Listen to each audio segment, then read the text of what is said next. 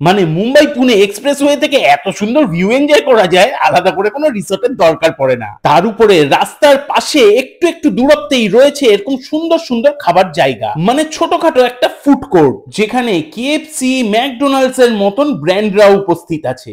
একেবারে modernise form of dhaba, সঙ্গে local রেস্টুরেন্টও পেয়ে যাবে যেখানে লোকাল কুইজিনও এনজয় করতে পারবে। অঢেল পার্কিং স্পেস আর খুব সুন্দর ভিউ এনজয় করা যায় এখান থেকে। আমরা আর ওখানে বসে খাইনি, খাবার দাবার প্যাক করে নিয়ে গাড়িতে উঠে পড়লাম। ম্যাকডোনাল্ডস এর ফিলেটো ফিশ আমার অল টাইম ফেভারিট, আর কেএফসি ক্রিসপি ফ্রাইড চিকেনের এই থাই পিসটাও কি ভুতুরে কাণ্ড, কি বলবো। থাই পিসটা নিয়ে যেই না টানেলে ঢুকলাম, বেরিয়ে দেখে আমার হাত থেকে হাওয়া।